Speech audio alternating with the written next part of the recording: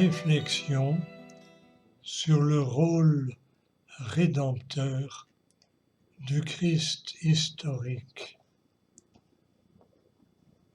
Du fait du péché de l'homme, c'est sous le signe de la rédemption que le Christ réalise le dessein originel du Père.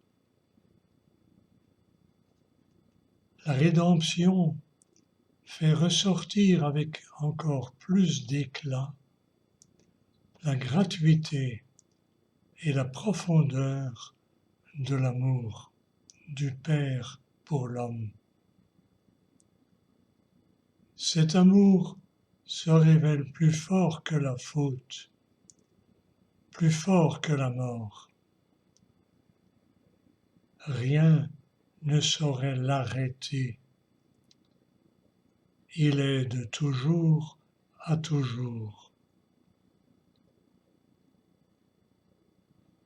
Au lieu de venir en ce monde dans l'éclat de sa divinité, le Christ est venu dans la condition obscure du serviteur souffrant.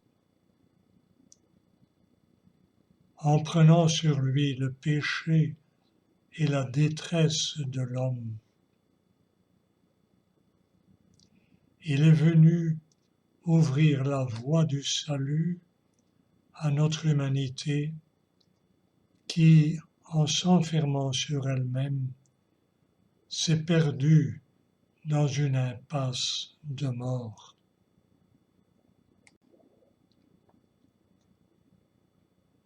La lettre aux Éphésiens met en lumière ce rôle rédempteur du Christ en insistant sur sa mission de réconciliation et de paix. Dans notre monde divisé, déchiré, le Christ apporte la paix, la grande paix messianique, la paix de l'homme avec Dieu et des hommes entre eux. En 2,14, la lettre vise en premier la réconciliation des Juifs et des païens, tous deux appelés désormais à ne former qu'un seul peuple de Dieu dans le Christ. Mais dans cette réconciliation, c'est toute l'humanité qui est englobée. Le dessein du Père est en effet un dessein de communion sans frontières. En se détournant de ce dessein, l'humanité s'est fermée sur elle-même et du même coup, elle s'est déchirée. Chaque individu, comme chaque groupe, s'est replié sur soi en s'opposant aux autres. Ce fut la mission du Christ de rassembler en lui notre humanité en l'ouvrant à nouveau au grand souffle d'un amour sans frontières. Comment? En opposant à la haine un amour plus fort, un amour invincible. Sur la croix, le Christ a tué la haine en sa personne.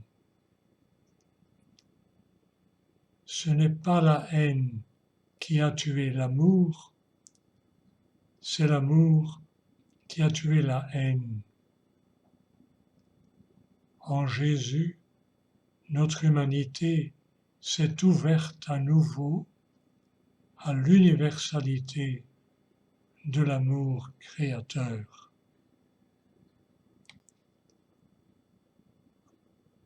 En rendant son souffle sur la croix, Jésus a communiqué au monde l'Esprit que le Père lui avait donné en plénitude. Ainsi, notre humanité retrouve, en même temps que la communion à la vie divine, le chemin de son propre accomplissement, celui d'une communion humaine, universelle et fraternelle. Dans le Christ, tous les hommes jouissent désormais de la même dignité de fils de Dieu.